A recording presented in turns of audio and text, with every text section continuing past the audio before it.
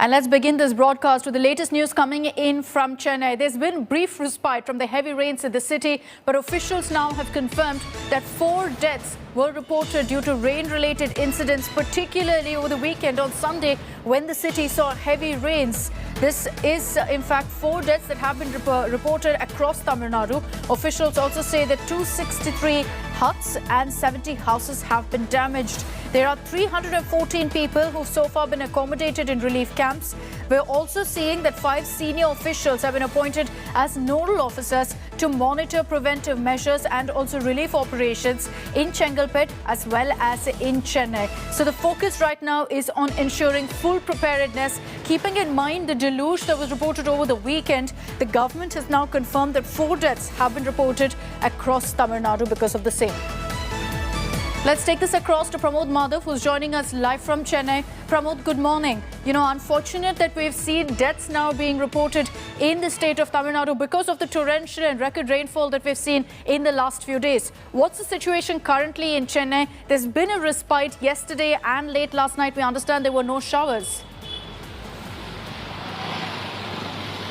Morning, Akshita. Yes, we're currently at West Mambalam, and yesterday the Greater Chennai Corporation Commissioner has clearly stated that there were close to 340 locations where flooding was reported, of which 140 has cleared, water has drained, but still there are almost 170 locations where there is still water stagnation. This is one such location in West Mambalam where water stagnation is prevalent across the street completely, and the officials claim that they are trying to make sure that this is also removed. In certain areas, high jet pumps are being used to pull out the water, but in certain residential areas, water is not draining naturally, or the stormwater drainage, we're not exactly sure why, but water is still stagnant over there. Just like you mentioned, 4 deaths across Tamil Nadu has been reported so far. The Chief Minister and other officials have also requested people to be careful at this point and follow all precautions. Currently, for today, moderate rainfall is expected in Chennai, but tomorrow and day after tomorrow Chennai is expected to have a good amount of rainfall,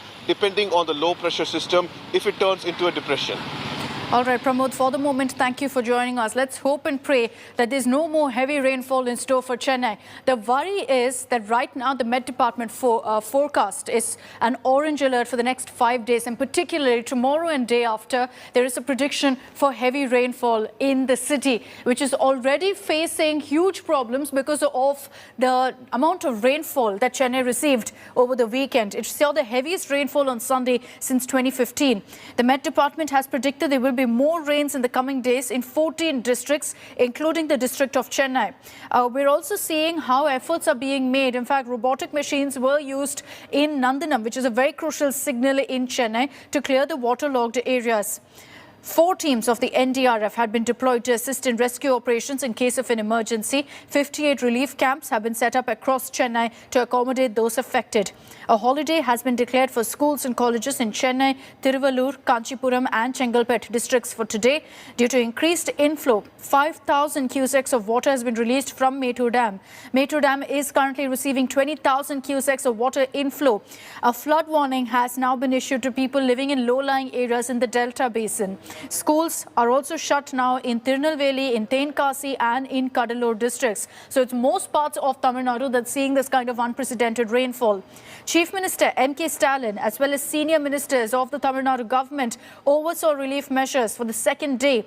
The gravity of the crisis can really be understood from these pictures and footage that you see on your screens of how areas are completely inundated days since the torrential rainfall.